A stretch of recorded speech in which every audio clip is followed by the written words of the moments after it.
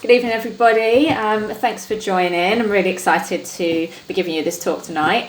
So I'm just going to go through a few of the challenges that culminated in me running 30 half marathons in 30 days. So all about creating your new normal.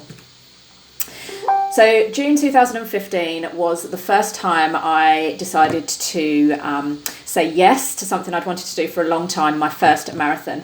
We actually lost a dear friend of ours, my best friend's brother, a few months before this, and I had a ring engraved with Be More James, and so I wear it every day, I see it every day, and James definitely took life and grabbed it, so it's definitely a reminder for me. So on the back of that and in his memory, I booked onto my first marathon, which was in Wellington, New Zealand. So that medal is a very, very special one to me. Fast forward a couple of years, and I figured if I was going to be asking people for donations, I would then I would have to up the ante a little bit. So between June and August 2017, I decided to run 3 marathons in 3 months. 2 of those in Wellington, 1 of them in Taupo, over in New Zealand again. Absolutely loved them. Not so much the second one, that was a toughie, but overall loved it, and just felt a really good sense of achievement after those ones. So that gave me the impetus to quit a relationship that wasn't serving me, quit a job that was too stressful, and jump on a plane over to Nepal, where I decided to do a 9-day trek of the Annapurna base camp.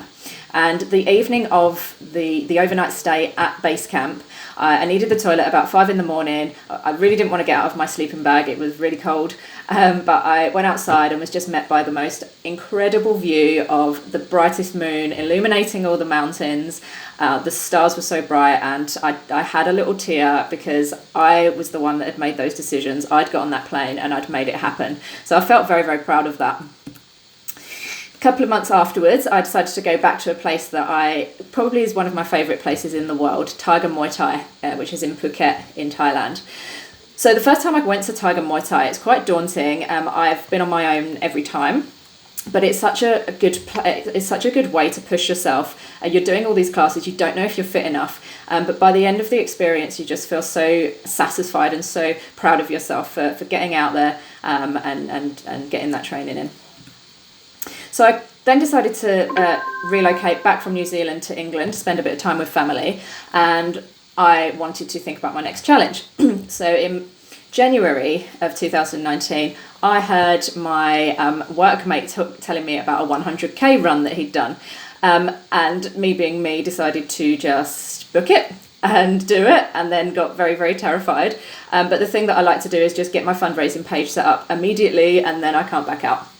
I was really scared about this one. It was 56k on day 1, camp overnight in a tent, because why would you want comfort when you've just run 56k? And then the second day was 44 kilometres. So that's more than a marathon on each day, back to back, and I hadn't done that before.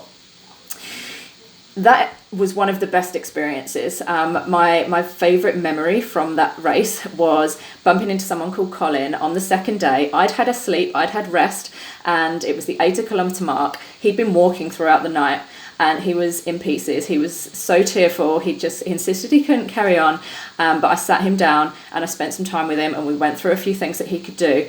I didn't know if he'd finished or not. When I put a celebratory post up in the group, he actually commented and said he'd made it thanks to my kind words and his determination, which just made my life. So that was the 100k. I was so proud of myself for doing that, and riding the wave, I decided to apply for SAS Who Dares Wins, the television show. I don't know if most people have seen it or not. This was about strength and not endurance running, so I got myself a coach and we worked on strength because I knew that I had to do full push-ups. Anyway, long story short, I did fail the fitness test on the jerry can carry. They're really awkward to carry and it was really painful. So I could only walk 60 of the 100 metres that you had to walk with it. But everything else I smashed, and I felt so proud of myself for doing so much better than I expected. So then I figured I would have to start thinking about another challenge, and I've always liked the idea of 30 in 30. It's got a nice ring to it. It's a bit better than 3 in 3 months, and I was probably planning something for around September time. Then lockdown obviously happened. When I'd been training for this, I was working in the office. I had a social life, I had a boyfriend, and it was so hard to juggle everything. And I kept saying to myself, I just need more time. I need more time to fit in the training. Fast forward to lockdown, and I'm sitting there missing my boyfriend, missing my family, and just said, what was I asking for? I was asking for more time, and here it is. So I decided that very next day to lace up the trainers and just do this challenge. So the challenge itself nearly didn't get beyond number 3. I experienced intense left knee pain, and I'd never actually had knee pain with my running, so I don't know what it was. All I know is that evening I was hopping around, and in the morning I got up for what I thought was going to be a gentle jog, and the challenge wasn't going to happen. I ended up running another half marathon, and then another one, and then another one, and by day 5 I was like, game on, this is going to happen. Numbers 11 and 16 were horrible. Every 5th one I loved. It was like it was like a little milestone for me. So numbers 11 and 16, I hated those ones. 21, by that point, I was in the flow, so it was fine. Podcasts were my friend. I absolutely love learning while I'm running, and find that, I can really focus on the words if I'm learning something. Obviously, listening to funny things as well was also a winner. So I never forgot my why. My why was raising money for Mind, the charity, and I would visualize someone sitting in emotional, mental pain who needed someone at the end of a phone call to help them, or all of the other materials that Mind offer. So whenever I felt like I didn't want to get out, my glutes were achy, my knee was achy, I just thought about that person and what I'm doing this for, and it really, really spurred me on. So my mantra was, you're stronger than you think. I said it to myself so many times, and every time it worked. You really are stronger than you think. And I started to believe that, I really did. So I hit a personal best on day 25, which I was really not expecting, but I was taking part in the virtual World Series for Ultra Exco, if anyone knows them. So you basically run your time and you send in your Strava evidence. And so 15k of my half marathon that day was my qualifier 2 entry, and so 15k I'd really pushed it, and I figured how I'm just going to keep pushing, and I got a personal best of 1 hour 37 and 1 second. I was flying. I was over the moon with that.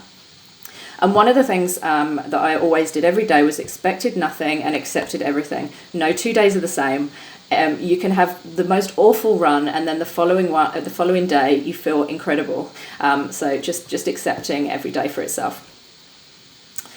And then before I knew it, it was done. So I'd done 30 consecutive half marathons. I'd run 633 kilometers, which my Kiwi housemate told me was almost the equivalent of from Auckland to Wellington, which seemed pretty cool. My average pace, 5:07. My quickest pace, this is kilometers per minute. Minutes per kilometre, sorry. So my personal best that I was very proud of, I was consuming about 2,000 average calories per day. I was doing pretty much the same 4 routes around London, Victoria Park being my favourite.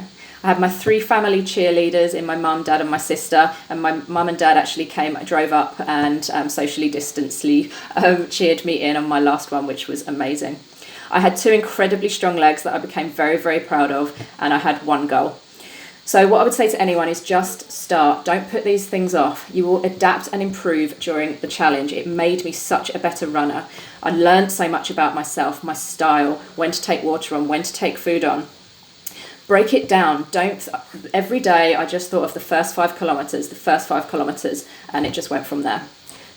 Enjoy it.